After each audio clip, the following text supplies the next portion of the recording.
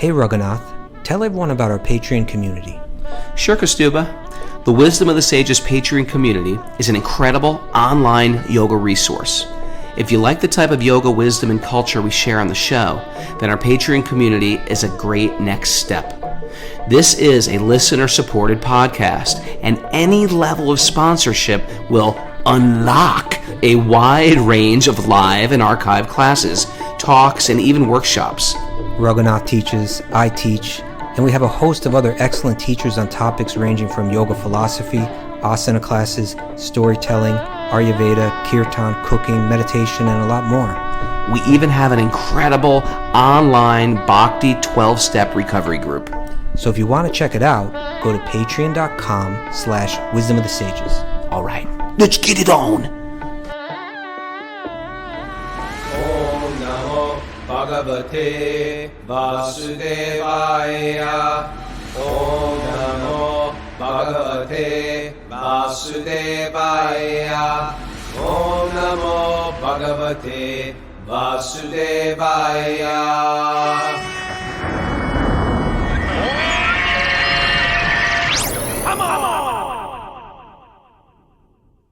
Live from Watford, England, this is Wisdom of the Sages, a daily yoga podcast with your host, Raghunath, and co-host and senior educator at the Bhakti Center in New York, Kostuba Das. Welcome to the show, everybody.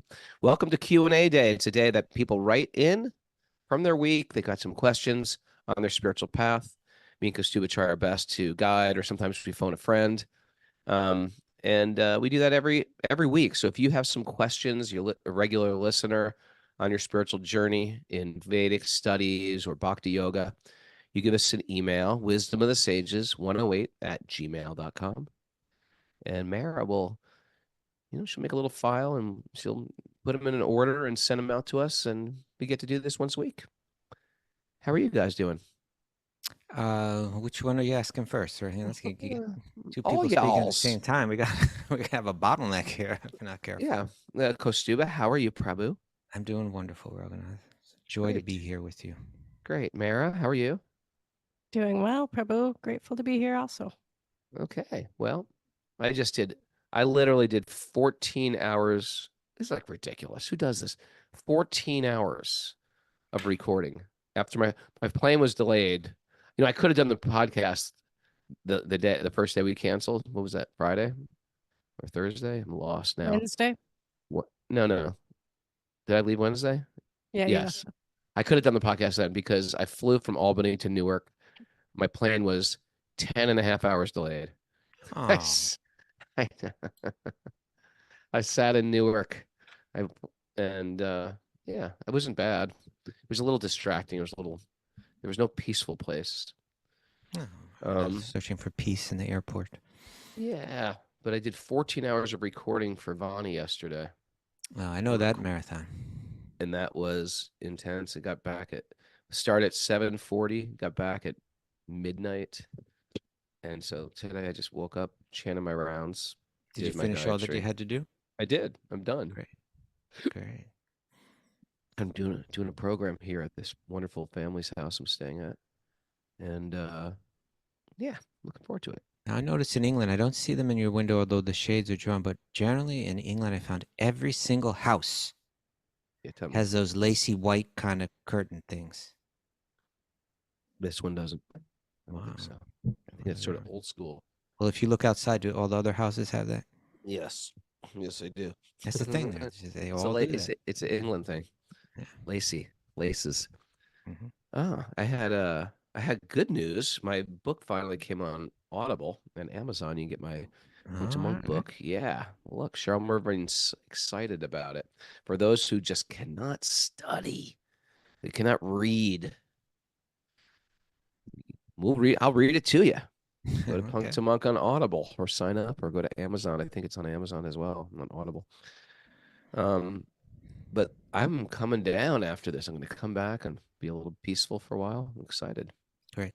And things are getting real about us moving on to this new platform. Yeah. Yeah, we're going to get everything in one place. We've got something like an archive of over 400 classes. And we'll be bringing out a lot of new stuff, and we're going to switch it over from Patreon. It's going to happen soon. It's exciting, and I want to thank all the people that are helping us do that. I want to help all Yeah. I want to thank Maybe all we the should people that talk a little bit about it to get people ready. We're going to slide over, right?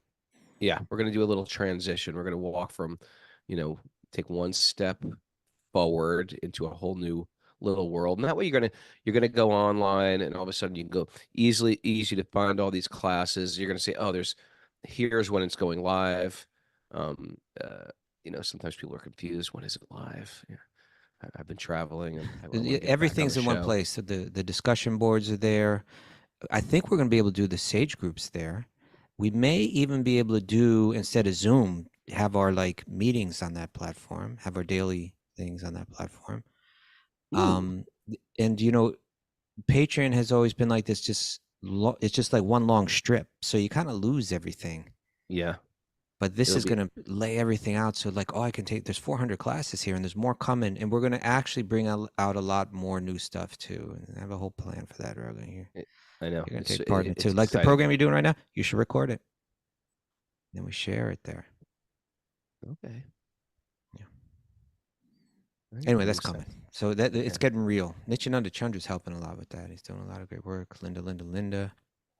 He's a great soul. She's Yeah. a great soul. All right. Well, any other announcements, Miss Mara? Yep, we have back to your cover group meetings today at 9:30, 11, and 12:30. Mhm. There's no show tomorrow, but tomorrow is Urban Davy meeting at 11 Mm. a.m. to 12:30 through the Bhakti Center, bhakticenter.org. That's for ladies only, though. Yes, that's right. And You then gotta make that clear, man, because you might got a lot of guys running over there. okay, Urban Davy only ladies.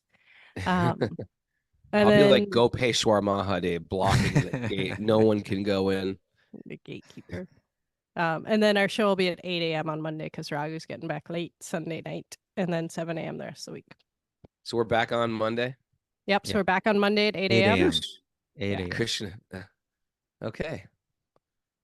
All right, we're Back ready, on. Rogo? Let's get Excited. into the questions. All right, let's dive in. Hallelujah. That's one song that goes through my mind on a regular basis. Hallelujah. Hallelujah. Maybe 4 times a week I'm singing that song. I've got like 20 songs, 25 songs on rotation in my mind. It's called a squirrel. I ran into Thank you. my old friend Akeshwar, otherwise Yeah. known as Eric Casanova. Yeah. He's been listening to the podcast lately. Oh, really? Like, yeah, he's like, oh, yeah, I've been listening to the podcast, and he started sharing all these different things He was about like it the with me. original singer of the Cro-Mags, if you don't know. He's like one of Yeah, the original hardcore scene devotees. original And then New he, York hardcore then people way he back. disappeared and he's back.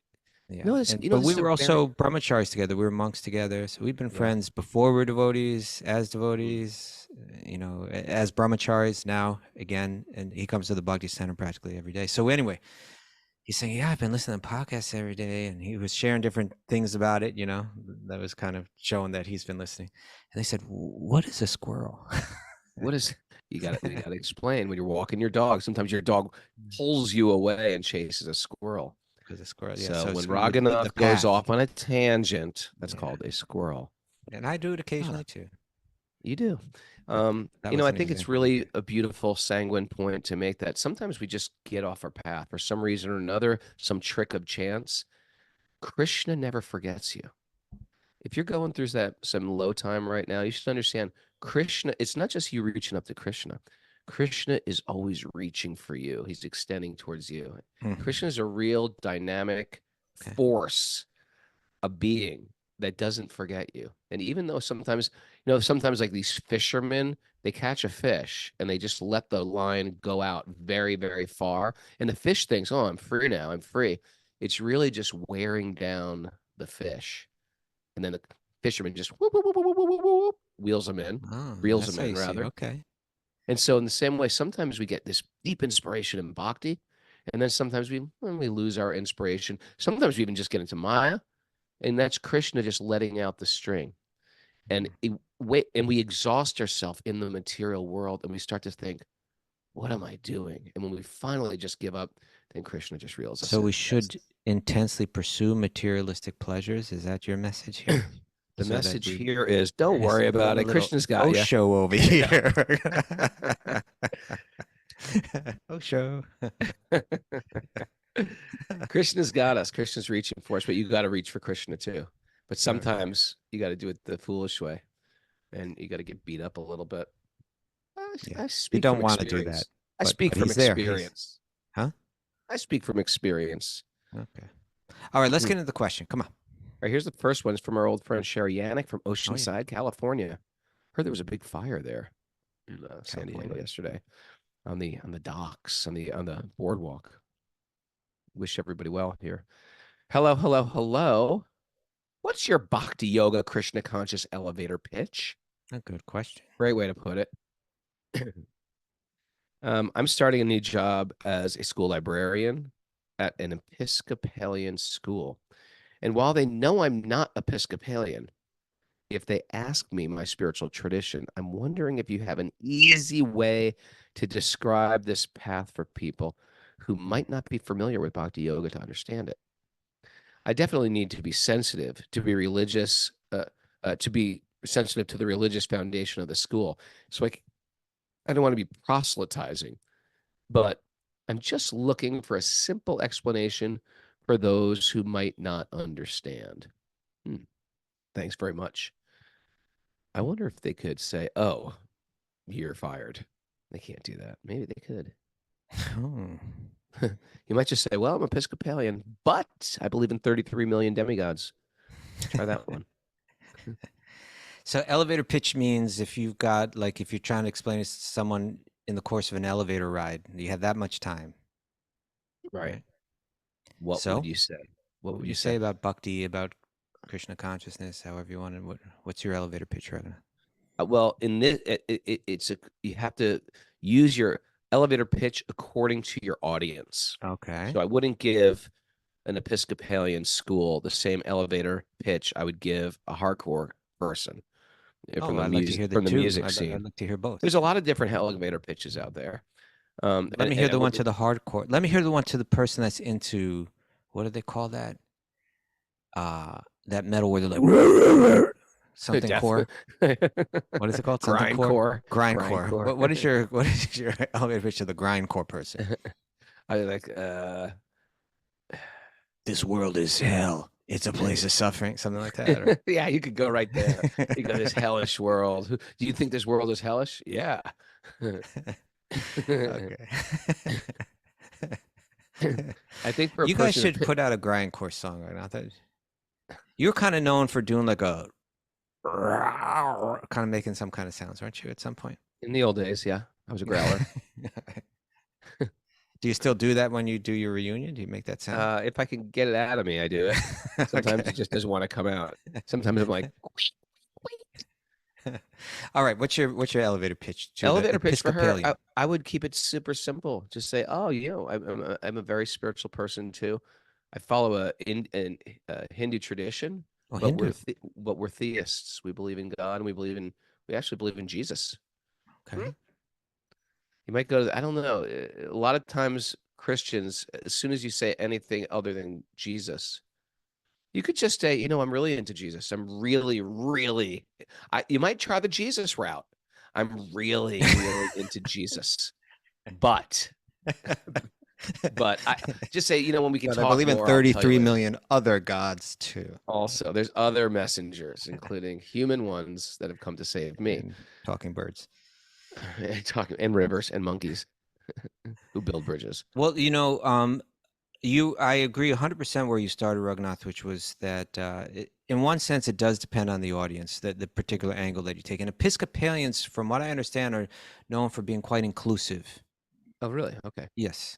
And so you might take that into account. Whereas, like, if I was speaking to a Southern Baptist, it might be a whole nother approach, right? Yeah. The approach is let them go. Just don't even preach to them.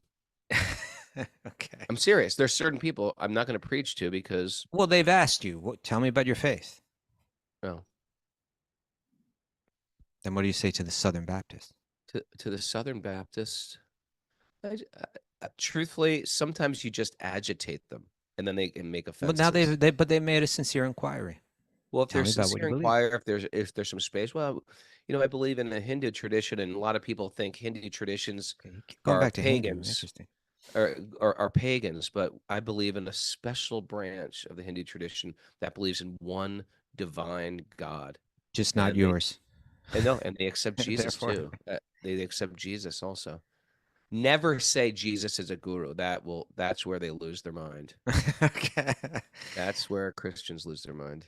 Oh, here it's Sherry Saren. Something here. She said they are open to students of all religions. Yeah, they're known as being.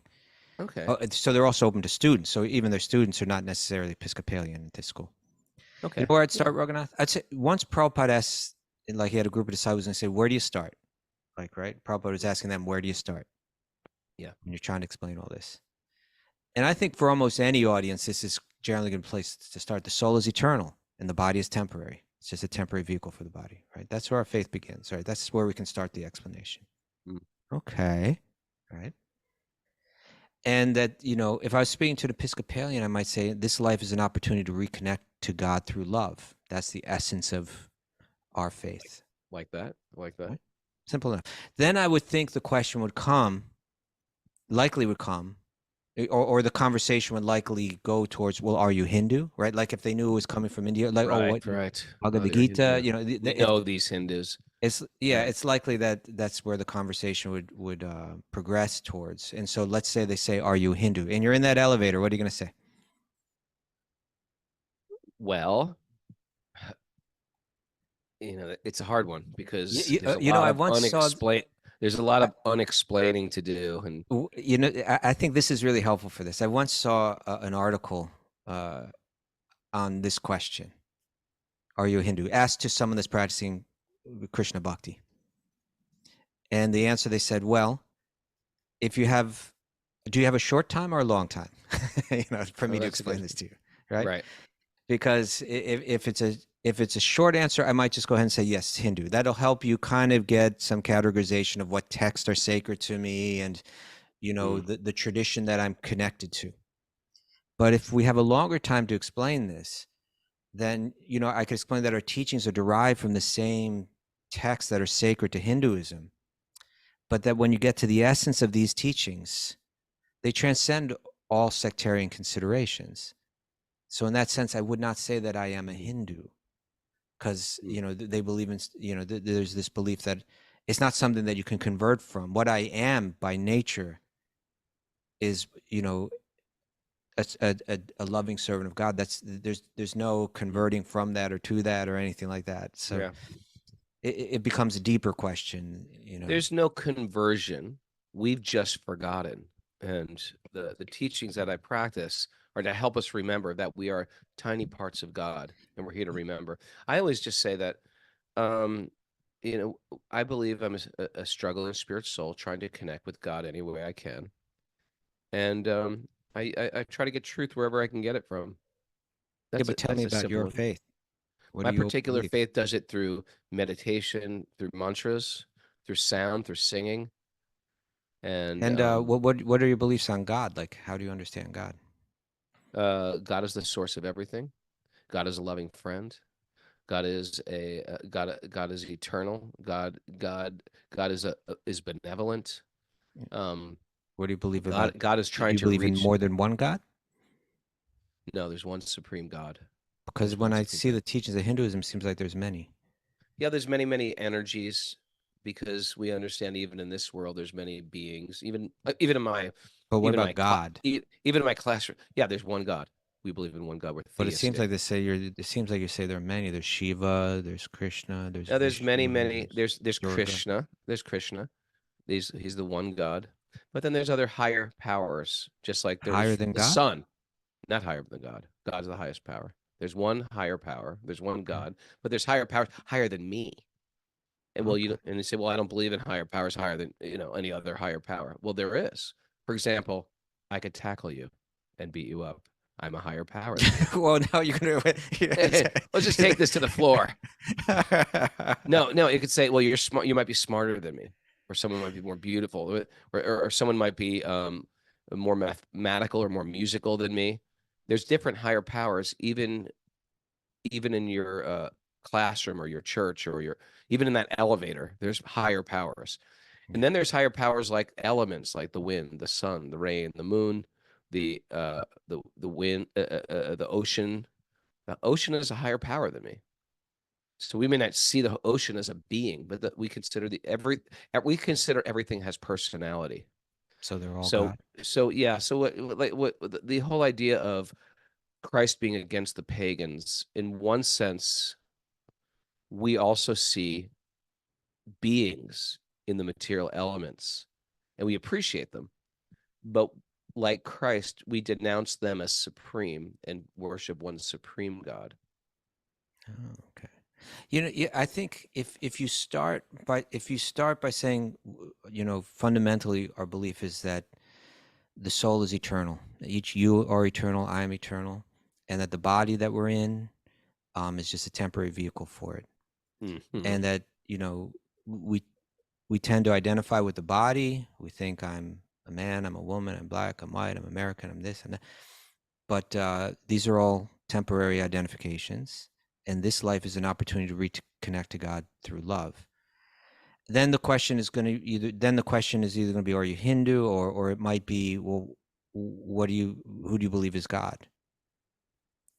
And I think that's when you go right there, like you did, I think, because if they think that you're, if it was, are you Hindu, then we could say, you could answer like we said, in one sense, it might be helpful for you to categorize it as Hinduism, but when you really get into the essence of the teachings, it's something deeper than that. So if you have a short time, I might say, if you were to study this in a university, it would fall under the category of Hinduism. But if you want to go deep into the tradition itself, you'll see that it transcends those kind of. Sure. I want to share something about that, but before I do that, I just want to say, then they might say, well, what do you believe about God? You say, and then I think it's important. This is monotheistic. We believe in that there's one God, but that one God manifests in many different ways, 3 in particular, that in one sense, everything is the energy of God. So in one sense, everything is God. Mm. And that also, but the God is within the heart of every living being, always there as a friend, communicating, that we can turn to, but that also God can be known as a person. Then you're giving them something to walk away with, I think, if you do that. Sure. Sometimes when we do go to Hinduism, it puts them, oh, I've got you figured out already, or I'm a Hare Krishna, I've got you figured out. That's already. why that point is important, because they think that means you believe in many gods, or that you believe that God is impersonal, and therefore you can also say, and if it goes there, then you could say within this broader tradition, there are generally 2 schools of thought.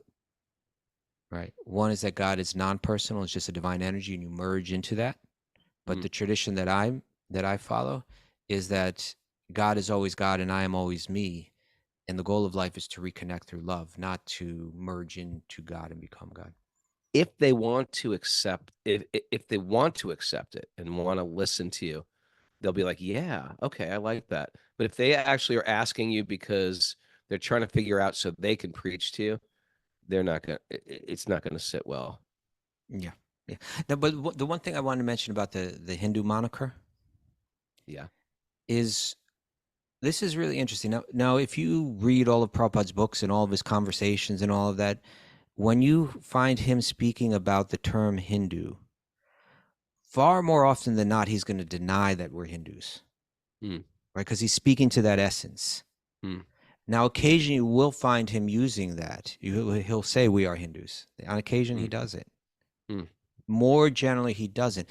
And one time I was having a conversation with a person who was I think the president, like the head of a Hindu organization, like American Hindus or something like this. And they were asking me, they were kind of expressing some frustration with Prabhupada's, I guess they would see it as like a Trail,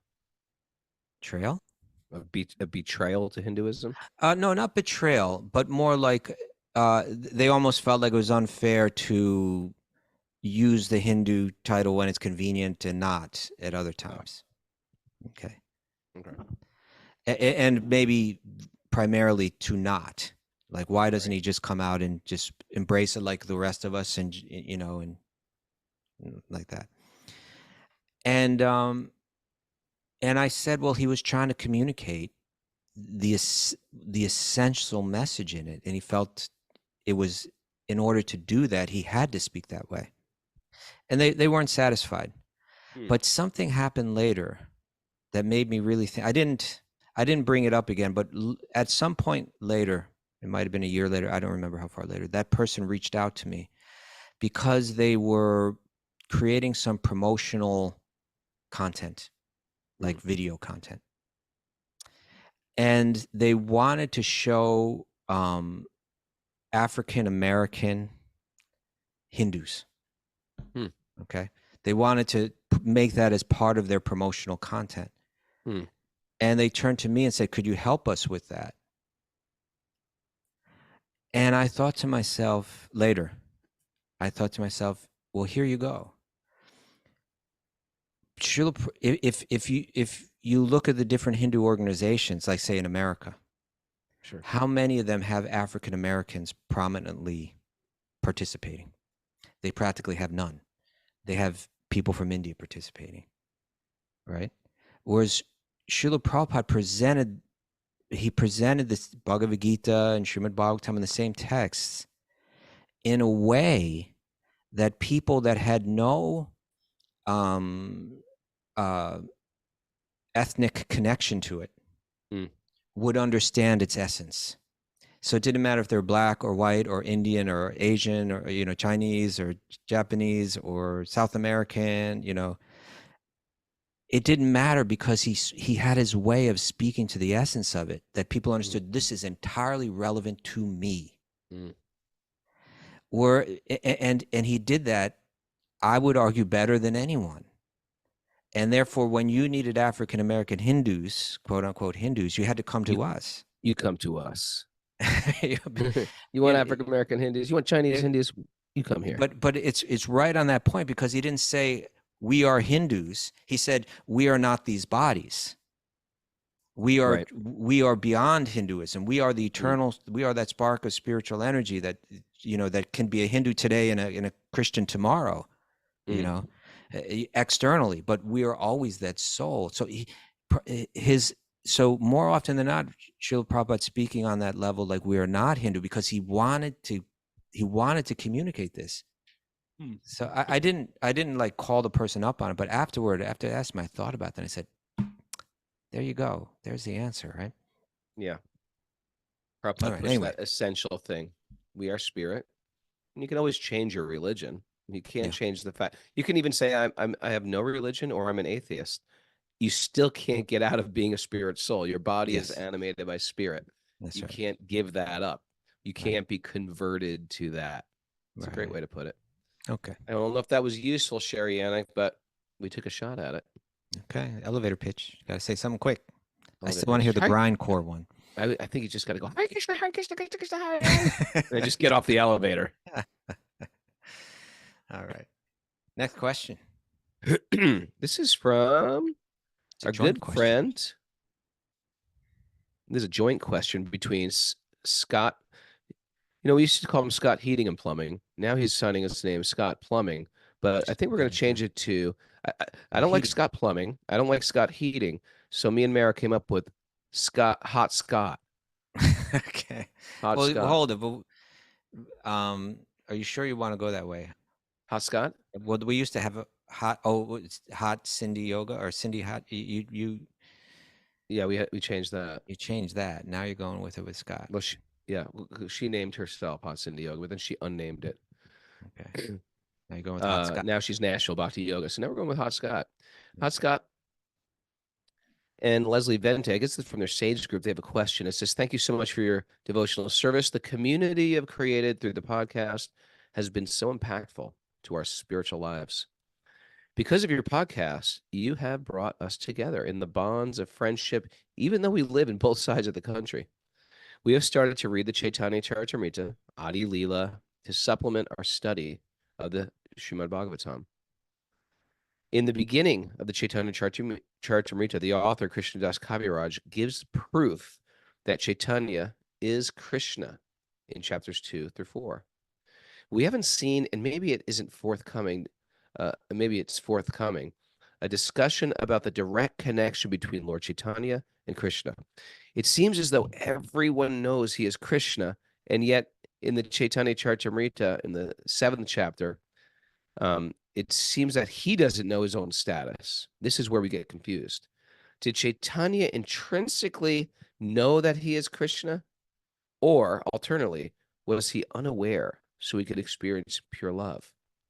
Did Lord Chaitanya appear in order to feel or experience what devotees feel? We both have a hard time wrapping our heads around being the devotee and the object of devotion at the same time. Yeah, We this is feel great like thing to try to wrap your head around. This is great. Think Yeah. about these things. This is where the mind should be engaged, not in what the Kardashians are doing or who's Yeah, although that's winning very this interesting also, it But cannot it's not on the same liberate, it level. will not liberate you. Okay. We feel like if the object knows that they are the devotee as well, their devotion will not be as pure. Thanks again for all your service and the time and effort you put into this podcast. Okay. Should we explain a little bit more about this, just for people that this might be new to? I think that would be a good idea. Yeah. This whole concept of Lord Chaitanya is sort of an anomaly within Bhakti. There's a huge tradition where we follow Lord Chaitanya, and then there's other traditions of Bhakti where they don't know about Lord Chaitanya or accept Lord Chaitanya. Yeah, let me. What are you going to say about Lord Well, I would Chaitanya? just say that, okay, so just real quick, let's say that there's this, in one sense, it's the most esoteric aspect of our whole tradition, of the tradition of the Krishna Bhakti in the wake of following the path of Sri Chaitanya, right?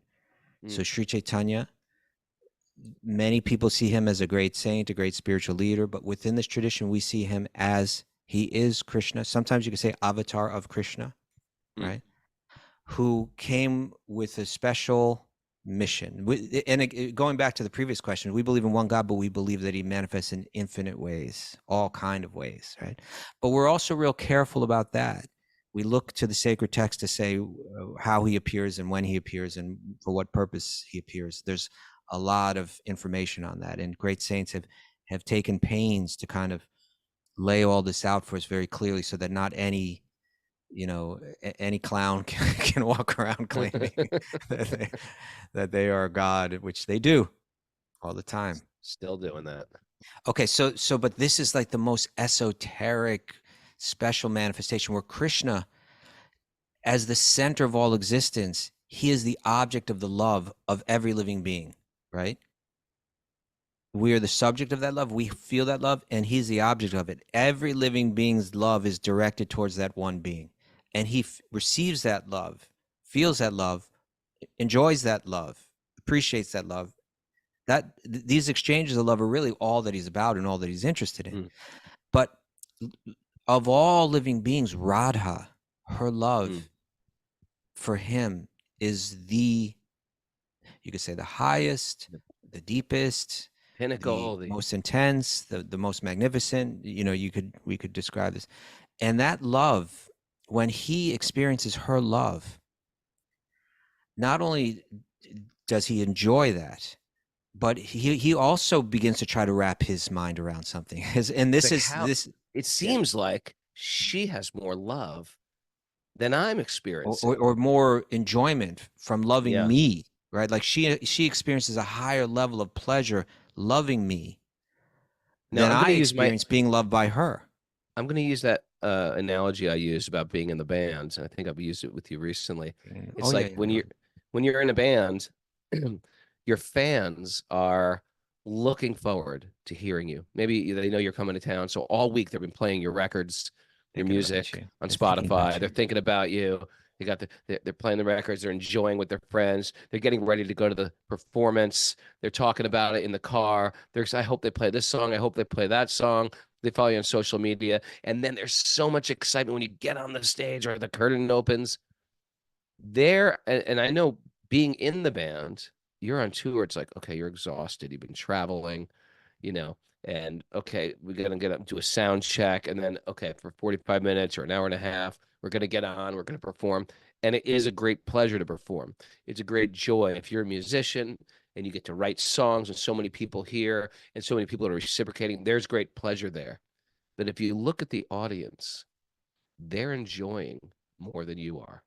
They're actually really enjoying. You're just, you're doing your work and you feel appreciation, but they are actually enjoying more. So I get this understanding of Lord Chaitanya. It's like That yeah. I'm loving, they're loving me. They're reciprocating with my love. This is beautiful.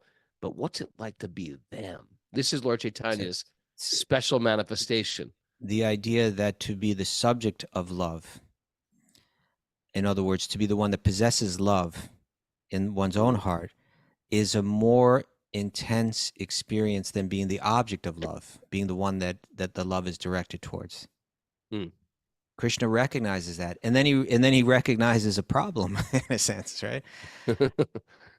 Because love of God is the most intense love, and I'm the only one that can't feel it, right? Because I am the object of love of God. I'm not the subject of love of God. And in Radha, he's seeing this divine mystery, secret, something she's experienced that I could never experience. What is it like? So in order to experience that, he has an internal reason and an external reason is coming as Sri Chaitanya. One is so that he can teach bhakti, spread bhakti, etc. Mm. But his internal reason, his own personal internal reason, is to experience what Radha experiences. What is it like to love Krishna in the mood of Radha? And so he comes as a devotee of Krishna, and that's Sri Chaitanya. Okay, so then that leads us to our question. She's saying, as we read his biography and the text about his life, it seems like everybody around him knows he's actually Krishna. Not everybody, but a lot of people did. Right? And but it seems like he doesn't know it, or sometimes he seems to know it. Like sometimes he gets into a deep conversation with someone and they come to a conclusion of that conversation, and then he reveals to them that I am Krishna. Like he gives them a vision. He gives them some spiritual vision. He manifests some fantastic pastime where he's grows other arms or manifests as Lord Ram or Yeah, he shows I'm Krishna. Or we even hear, jumps on the altar. Here's something interesting, right? When he's a little boy, right? If we go through the life of Sri Chaitanya, when he's young, he wasn't experiencing the mood of Radha. He was kind of more displaying the mood of Krishna, like he was mischievous, and, causing trouble and so on. And we see there's examples like when the Brahmana came one time in his home. He's just an adorable little boy at the time, adorable like Krishna, like unlimitedly captivating and charming little boy. And a visitor comes to the home, and Sri Chaitanya's parents kind of set him up. He has his little puja rituals that he does every day, and he cooks, as part of that, and to make a little offering to his little deity of Krishna. And he spends time and effort, and he cooks, and as he's making the offering, Krishna, little Nimai, little Lord Chaitanya, comes and he starts eating the offering, which you're not supposed to do. It screws up the whole ritual, right? It's all meant to be offered to Krishna, not someone else starts eating off the plate. That some little kid comes in here and starts to eat the offering. Yeah, and the parents are upset. Oh no, he screwed up the whole offering. The visitor's like, it's okay. He's just a little boy. We can't blame him. Let me cook again. He cooks again. He's chanting the prayers to Krishna, making the offering, and Lord Chaitanya comes and eats again. And it happens 2-3 times, something like that. And Sri Chaitanya's parents are like, stop doing this. They're getting upset with the boy. Hey, don't punish the boy. He's just a boy. He does it one more time, and it's like really late at night. And he's, been cooking for his 4th time or something like that. Right. He's making the offering. He's chanting the prayers to Krishna. Lord Chaitanya comes up, starts eating it again. They thought they had him locked away and he couldn't get to it, but he somehow manifested. And he's like, why is everybody complaining? He called for me and he made the offering, and I came and I took it, right? It's like he's saying, I'm Krishna and you're calling Krishna. So early in his life as a boy, he commonly indicated, I am Krishna. No one could believe it. But but it was later in his life, after his father passed away, he went to Gaya, he came back. And there he met his guru, he got the mantra. And that's when he began to manifest not so much the mood of Krishna, but the mood of Radha. And that's when he began to have those internal experiences that he had come as Sri Chaitanya to experience. And now he doesn't walk around saying, I am Krishna. And as a matter of fact, if someone says something like that, he covers his ears, right? Mm. He doesn't want to hear that, because his whole thing is he wants to feel what Radha feels. He wants to be the devotee of Krishna. He doesn't want to be Krishna now. So is that just something that he's just trying to forget, or is it something that, what the Chaitanya Charitamrita will speak about is that Krishna exists for the purpose of love. And when he comes to Sri Chaitanya, he's existing to understand and experience Radha's love. But in either case, in order to fully experience that love, he has to forget I am God. Even when he's playing with the gopis in Vrindavan, it's the inconceivable spiritual potency of what's called Krishna's yoga maya, the energy. You could say the energy the illusory energy that brings him together in love. That's yoga means to connect, right? So yoga maya means that it's Krishna's own potency, but it's a potency that he voluntarily allows to himself to be influenced by. He makes himself vulnerable to that potency, so that even he forgets I am Krishna, because only when he forgets I am Krishna can he become completely absorbed in the Leela, completely absorbed in the play, right? So Yoga Maya this is from Chaitanya Charitamrita. It says Yoga Maya is the internal potency that makes the Lord forget himself, right? Or it's also written there, in the spiritual loving sentiment induced by Yoga Maya potency, both Lord Krishna and the damsels of Vraja, they forget themselves in spiritual rapture.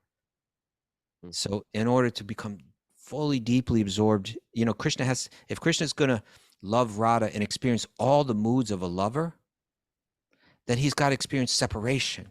He's got to experience the pain of losing one's lover and the joy of regaining that lover. If he's going to do all of that and become deeply absorbed in the Leela, in the play, he has to forget. And the way that he forgets is through the power of his own potency, Yoga Maya. So this is Chaitanya Charitamrita Adi Leela 643. Says the transcendental devotional service of the Supreme Personality of Godhead is so ecstatic. Love for Krishna is so ecstatic that even the Lord himself plays the part of a devotee. Forgetting himself to be the Supreme, he personally teaches the whole world how to render how to render service to the Supreme Personality of Godhead. So yes, he forgets. Sometimes he remembers, but when he's in the deep mood of Radha, he's forgotten. And he's forgotten by the potency, his own potency, the Yogamaya potency. Wow. It helps him fulfill his purpose and fulfill his inner desire.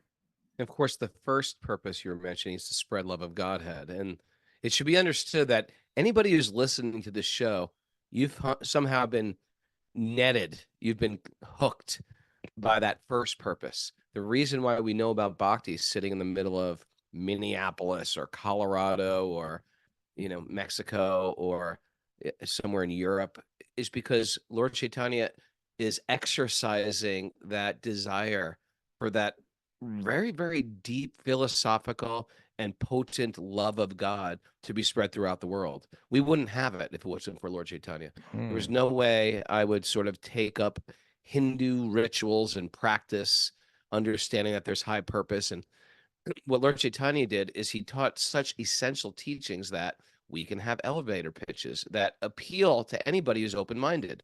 Anybody who's open-minded, when you say, I'm a spirit soul, we believe that everybody is a spirit soul, even the animals, even the plants, even the birds, even the trees, but we've all forgotten our identity. And the process of religion is to help you remember. So you can do that in any religious path as long as you remember who you are and remember that we're part of God, and also don't cultivate some competition with some other, like get rid of the hate. If you can just stop criticizing and just take the sound of the holy name seriously, you'll become elevated and all the coverings of the soul will melt away. And he said it in such a way that's like, when you hear it with an open heart and open mind, you're like, that makes more sense than anything I've ever heard. And that's why it catches on like wildfire and will continue to catch on like wildfire. and that's why it's Lord Chaitanya's desire for this to spread all over the world. So I always get really inspired with Lord Chaitanya. When you read the pastimes, they're a little bit lofty, they're a little bit confusing, but my strong faith realized that I wouldn't even be here where I am today. I'd have a whole different life with a whole different personality, with a whole different concept of God and spirituality, if it wasn't for Chaitanya specifically appearing and having that part of his mission to break open this treasury of love and distribute it widely. So we can That was a understand, right? divine We are. squirrel. Except the flying squirrel. That's Well, exactly just it's connected. Yeah. it was part of it's- what you were saying. The first thing Okay. you said, there are two reasons I why it said came. but the divine It squirrel. did squirrel off of her Her original question. That's my point. original question. Yeah. But I think that something's got to be said, because you could just throw tons of doubts on, well, I understand Krishna Bhakti, but Lord Chaitanya, it's like, Yeah. it could be easily minimized. And sometimes people do. And so I had to just clarify. No, thank you If for you're clarifying. here, it's due to Lord Chaitanya. Okay. If you love kirtan, it's due to Lord Chaitanya. Okay. Thank you. All right. We got 10 minutes for one more question. All right, let's pull it in. It's an anonymous question. Ooh, anonymous. What are you hiding? Always the best kind. Anonymous says, Asks. this is via email, asks, recently, I have a lot of friends dealing with loved ones passing or preparing for the departure of loved ones from this world. I Okay. hear a lot from my devotee friends share this kind of, when I die, take my ashes to the Ganga, or take my ashes to the Yamuna. My question is, why is this so significant? If we are not the body, why should it matter where the physical body goes after the soul leaves it? It was never us. It was never us to begin with. It was just a means of transportation in this world. I can understand maintaining while we are alive to be able to service. I can understand while maintaining this body while we're alive to be of service, and because it also houses the soul and the Paramatma. But if the body is something that we have, but it does not make us who we are, then why is it important after death to be cremated and taken to these places? Good question. Very good question. Okay, And so then I'm yeah, sure- if we're not these bodies, which is where we began our whole philosophy, right? When we had the elevator pitch, yeah, we're not them at all. then once you leave that body, you have zero connection with it. So then why this tradition of burning the body and then taking those ashes to the holy river? And why do you have to bring them to that spot when Because doesn't you matter, might still have some connection with it. do you? You might say, well, I'm not the body. Yeah, I know. We're not the body, but we're attached to the body. So these are sort of metaphysical ways to help separate. Isn't the burning that does that? That's the burning, but why bring it to the holy river? It's just sort of like to put icing on the cake. Okay, I see. To put icing on the cake. This is what's left of the body. Throw it in the Ganga. Okay. And to honor it, I want no trace of material energy on me. I'm going to burn the body, separate the subtle body from it, and then whatever's left, I want that thrown in a holy place. I want no connection. Of course, we believe that we're not the body, we're Krishna's devotee, and Krishna will just take care of us. I believe that's true too. If I'm driving on some ravine on some Himalayan road and my bus goes over a cliff and I die there and nothing never happens to me, find the body? my body doesn't burn and Eaten by crows peck at worms? my skin and various mountain cats chew on my body. I don't think, if I'm in a pure state of consciousness, I don't think it's going to matter if I don't get burnt or not. But if we have some type of governance over how we go, that's the way. That's the way that the tradition is set up. Okay. We still have ultimate faith in Krishna. If Krishna wants to Well, take us home, yeah. he could take us home. But there's ways we relate with the material energy. There's rituals that we do that help make it easy for us in our passing. Well, I'll say this, and I think you kind of encapsulated it. First, let's say that for those that are following, as we've been taught, again, as followers of Sri Chaitanya, as Srila Prabhupada presented these teachings to us, this isn't a huge concern for us. Now, there are going to be people within Hinduism that say, if you do this, you are liberated. Yeah, you'll go. And it has to be done. It has to be done. And if somehow on your way there, someone's carrying your ashes and they lose them or they die or whatever, oh no, it's ruined we're not that concerned. It has more to do with how we've lived and what our consciousness is than this ritual being properly performed. So it's not a big crucial deal to us. That's one thing. That being said, just because you left your body does not mean that no one here that's still here can do something that benefits you, right? Like we're all connected to God, and people here thinking of you can perform a ritual in the right consciousness, and you may benefit from it. And that's kind of part of the idea here, right? Is that although you left your body, we're taking, we emphasize we're not the body a lot because Prabhupada did, but it's also part of our body it's also part of our philosophy that there is a very real connection to the body, like at least for some time. And, sure. That body was our vehicle. And in a sense, it was relatively temporarily part of our identity. And so we want it all to be offered. And someone behind us will do that and make that complete. And there is an idea that completion is beneficial for the soul. But again, we don't consider it's even beneficial for the person bringing it. Yeah, well, that's a whole nother question. Right. Everybody gets a benefit. Is this ritual for the person, or is it for everybody that's doing the ritual? Now, there's a term, smasana vairagya, the renunciation at the burning ghat, right? That it refers to the philosophical frame of mind that one feels gripped by when they witness the burning of a body and the tossing of the ashes into the water, right? That it tends to make you very contemplative.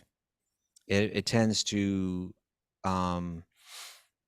influence you to think of God and think of your life in relation to God and think about what's important and what's not important and so on. So all the prayers and all the actions in that ritual, they actually are likely doing more for the people doing and witnessing the ritual than they are for the person that it's actually being done for. Sure. So that's really important too. But I'll also share this last thing, is that Srila Prabhupada, he was more explicit when it came to someone having passed away. When he was giving instructions to his disciples, he didn't speak a lot about making sure their ashes get brought to the Ganges. What he instructed his disciples to do was distribute a feast on the occasion of this person's departure. That was the ritual he gave them to do, right? Feed the Vaishnavas on behalf of this person. Create a beautiful feast, offer it to Krishna so that it becomes prasadam. And on behalf of the departed soul, distribute that prasadam to the Vaishnavas, distribute it to the devotees of God. And you're getting the blessings and the remembrances of all the devotees eating the prasad. Yeah. So that had nothing to do with the body, but it did recognize the idea that you can benefit someone who's already passed away. But Prabhupada, all of these are part of the broader rituals that were done, but Prabhupada emphasized that part more than he did was like getting the ashes. Interesting. Very interesting. Yeah. It just shows when you make a committed step towards something eternal, like, okay, I'm gonna have either a feast or I'm gonna have my ashes sent in the Ganga. Everybody engaged in that ritual is making benefit as well. It doesn't end. The devotee always is constantly giving and giving and giving. Yeah. So this is a way for everybody to get purified. And having an anniversary of one's departure, which is usually a sad day, a day of grieving, we feel like it's a dark day, it actually becomes a day of, this person left this world. It's a holy day. Let's all honor or remember or have some remembrance time and appreciation time. It all becomes purifying. Very nice. And Lori Pag is sharing that she brought her parents' ashes to the Ganges. And she was told, as the ritual was being done, I assume by the priest, that this would help her family for 7 generations. And that's what they'll say. They'll say things like that, and we don't deny that. But when you get to the Bhagavatam, this whole 7 generations thing is also revisited, right? When Prahlad's father, Hiranyakashipu, was a straight-out demon. Straight-up demon. Straight up. Card-carrying demon, we call him. Prahlad was informed. Prahlad was offered any benediction that you want, and even though his father was abusing him, trying to kill him, and now his father had just been killed, and Prahlad was offered any benediction you want, all he asked for was, I'm just praying for my father's spiritual benefit. And he was told that already generations going forward and going backward have been saved, not because you brought their ashes anywhere or anything like that, just because of pure devotional service, but because you are a devotee, right? Because of your devotion to God, So you're saying it extends past. I'm saying that I'm not 7 denying generations. that by doing that she did benefit family going in these directions. I'm not denying that. But the deepest benefit, and the benefit that's emphasized when we get to the Bhagavatam, which tends to minimize ritual and focus on devotion, it's actually your devotion that you have for God that is going to benefit your family in both directions, far more importantly and significantly than any particular ritual. Okay, Roga, I think we're done. But yeah, you still got to bring me to the Ganga if I die. I'll bring you to the Ganga. Okay. But I'll also make a feast. And okay, you can do a feast in the Ganga. Mara, you get behind that feast. You got Stuba in the Ganga. You got it, because Make sure Mara doesn't vacuum me up. Okay, before I get to the Ganga. There'll be some dog hair mixed in there with your ashes. My dog sheds. All right, Krishna, thanks everybody for joining us. Really appreciate everybody today joining us, and we're back not Monday. Tomorrow, but the day after tomorrow, Monday At what 8 a.m. Eastern. So make sure you join us. My book's out, Punk to Monk. Get it anywhere you get audiobooks or anywhere you order books, even on Amazon. And remember, Wisdom of the Sages retreat in Super Soul Farm. We want to see you there. Me and Mary are going to be there. Pella fights galore. Looking forward to it. Italy is happening, so check out Wisdom of the Sages /events or Wisdom of the Sages events at an ashram castle in the Tuscany Hills. It's quite beautiful. It's a little bit of everything. You got the beautiful beauty of Tuscany. Mixed with lots of kirtan, Q&A, live Wisdom of the Sages. And then we're going to visit beautiful places, beautiful beaches. And so it's a great trip, and it's not as expensive as Tuscany trips usually are. We have great people that come, repeat visitors. And this year is a little kid-friendly, too. So you got a kid, you can bring a kid, too. Oh. That's it, Mara. I'm still on. My body's a little wiped out. I'm going to take a nap. I'm going to take a nap right now. I know I felt wiped out after doing all that recording there. Speaking in the camera, hours a lot, now. just sitting in a chair. But I'm going to do maybe a class at the Manor tomorrow. At the Manor? At the Manor. Going to the Manor, are you? Yeah. Old chap. They've got such a massive community here in England. It's quite impressive.